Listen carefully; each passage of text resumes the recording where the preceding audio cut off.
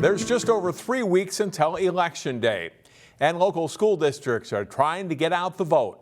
In the Osseo district, voters will see 2 levy requests on the ballot. Question 1 would help fund daily classroom learning needs.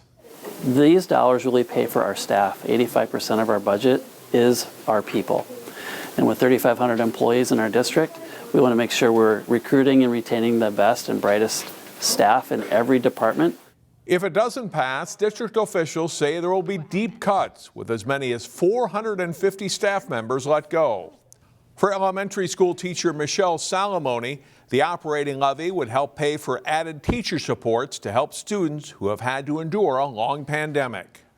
Especially with the pandemic, we've seen a lot of hurt and stress and mental health difficulties, not just in the adults that have gone through it, right, but these kids. Like my 3rd graders have had COVID since they were in kindergarten. This is, Lord willing, our first normal year. So just thinking about how important it is to get more resources to them so that they can grow up to be the future generation. The district also has a technology levy referendum, which would pay for everything from building security measures to cybersecurity. You can learn more about the levies at one last informational meeting. It takes place Tuesday, October 18th at Maple Grove Senior High School. Muslims in the Northwest Metro now have a new place to worship. As reporter Sonia Goins shows us, a new mosque in Brooklyn Center has been a long time coming. I'm trying to put more mosque. Tomorrow is going to be our official opening, and I want to look a little bit better. Members of Masjid Al-Ansar Islamic Center are getting ready for their inaugural opening. That's what I'm doing right now. And I covered out all the other spots. Inside, they're sprucing up the place, cleaning and making sure everything looks nice. Oh, I'm overexcited. Nothing like home. Now this is our home. The congregation has good reason to be joyful. They've been making plans to have a permanent space since 2012. We are no longer going to schools or outside of the, in the park to do Friday prayers. In the past, they rented different buildings throughout Brooklyn Center and Brooklyn Park before buying a former vet clinic. Some of the neighbors were excited that we came over here because it was a bad area. You used to have a motorcycle group come over here at night. Now there's plenty of space for prayers and youth activities. The plan is to have after-school programs too. Now our kids can come here. Kids come here, they feel like they have a place to worship, rather than going from school building to school building. The congregation is made up of mostly West Africans, a majority from Liberia. All these Africans come right here. Mosque officials say it took a long time to purchase the building because most of the immigrant congregation lives paycheck to paycheck. We've been struggling for all along to look for our own home. Now we have one. Members of the mosque say it's a blessing to have a permanent place to call home. They feel some sense of hope that God really exists. We can actually go somewhere and worship. That's something that we all been excited about. In Brooklyn Center, Sonia Goins, CCX News. An official open house and ribbon cutting will take place Saturday, October 15th. They say everyone in the community is welcome. Today at Champlin Park High School, students got to ask questions of a congressman. U.S. Representative Dean Phillips stopped by the school. He told the students that the nation faces a lot of tough challenges. He also answered a wide range of questions, telling students that no question was off limits. We asked students what they thought about the visit and the current state of politics.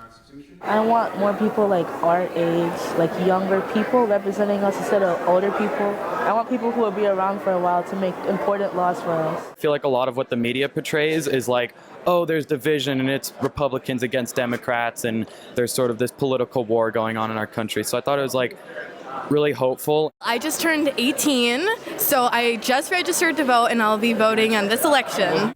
Phillips answered questions on everything from the contract impasse impacting hospital nurses to how to control gun violence. A Plymouth ice cream shop is launching new flavors this weekend in honor of Diwali, the Hindu festival of lights. We have halwa carrot, we have rice and spice kheer, we have cashew, and then we have pistachio, which is a very traditional festival of lights flavor. Diwali is India's biggest holiday, so Honey and Mackie's wanted to offer several flavors traditionally associated with the Festival of Lights as a way to cater to its diverse clientele. The Plymouth Ice Cream Shop has done similar holiday-themed product launches for Christmas and Hanukkah. For anyone who's not Hindu, the owner hopes these new flavors can be used as a teaching tool. If this is a way to educate people or to bring people together, ask questions about a culture they may not be aware of or know a lot about, or even to teach their kids about these types of celebrations and other traditions that are in our country, I think that's awesome. Diwali celebrates the triumph of good over evil. Finally, Friday's snowy morning certainly took some by surprise. Photojournalist Dustin Scholl captured the sights of the season's first snowfall.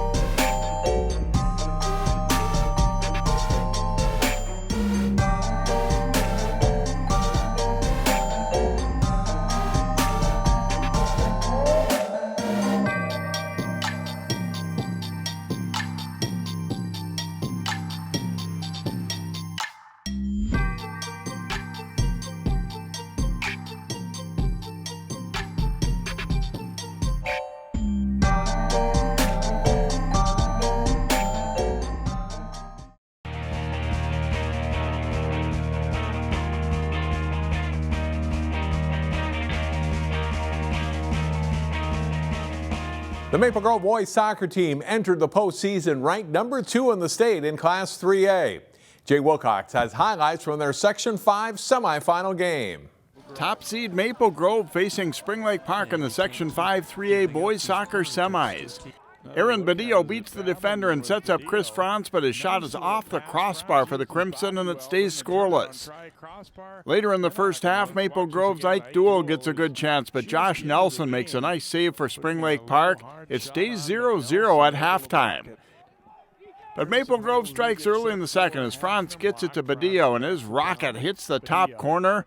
It's 1-0 Crimson just 31 seconds into the half. About 13 minutes later, Badillo acts as a decoy and lets it go through to Isaac Swenson for the goal.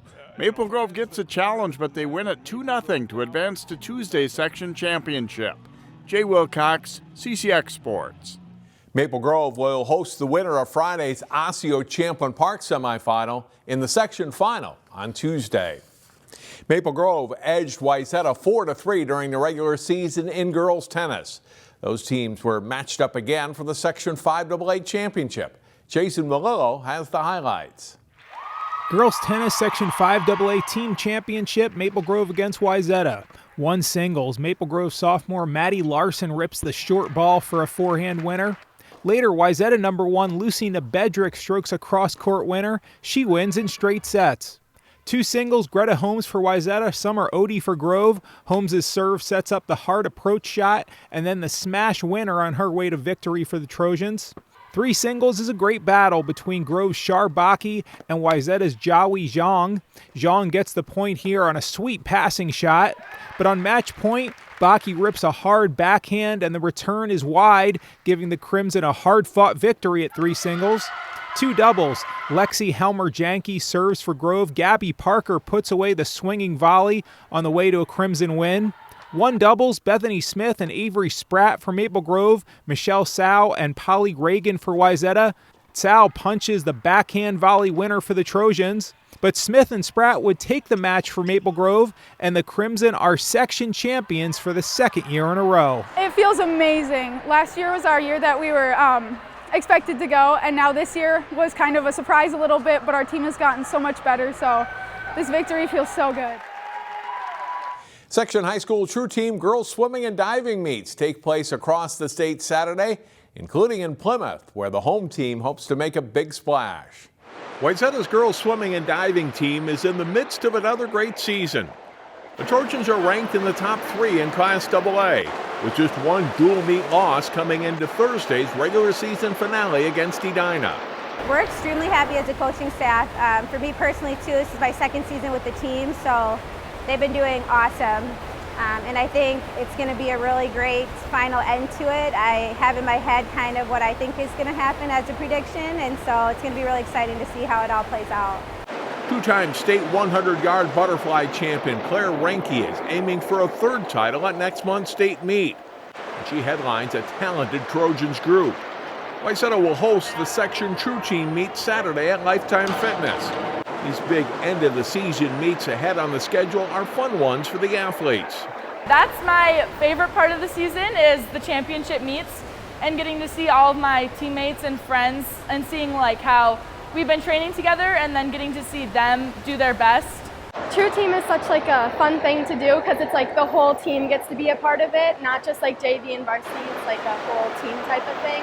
And we're hosting it sections this year, so that'll be super fun too.